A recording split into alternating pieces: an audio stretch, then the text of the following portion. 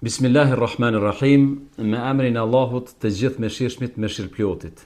Vëllezër dhe motra, kudo që jeni, urime festa e Kurban Bajramit. Në këtë bajram të sakrificës, të flijimit, kemi nevojë të bëjmë kurban jo vetëm atë që njohim si kurban. Në radhë parë dhe më e rëndësishmja është të bëjmë kurban edhe unin, apo atë egon, që është fryer në zemrat e njerëzve të kësaj kohe. Njeriu nuk sillet më vetëse rreth vetes, nuk mendon vetëse për kënaqësi dhe interesat e tij.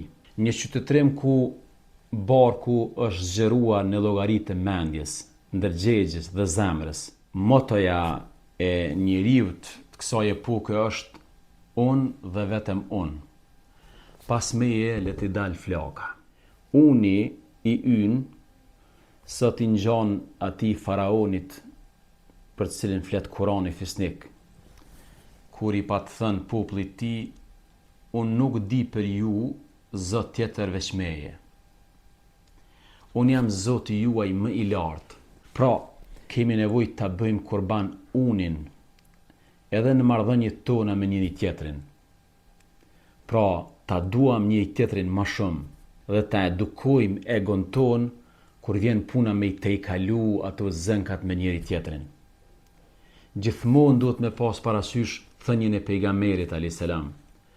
Asnjëri prej jush nuk ka besuar plotësisht derisa ta doj për vllain e tij atë që do për veten e vet.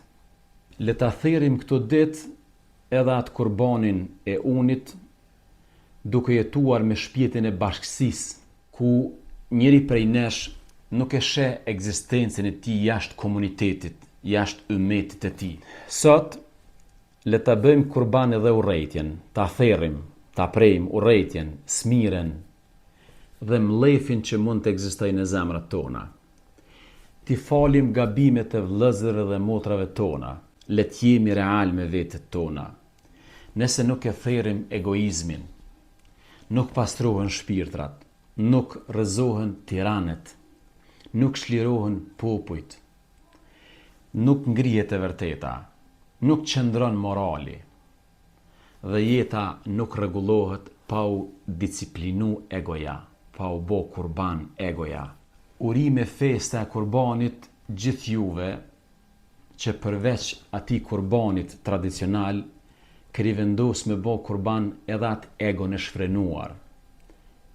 Keni vendos me i krosit do të teprime të egos, e cila vërtet ka nevojë ndo situatat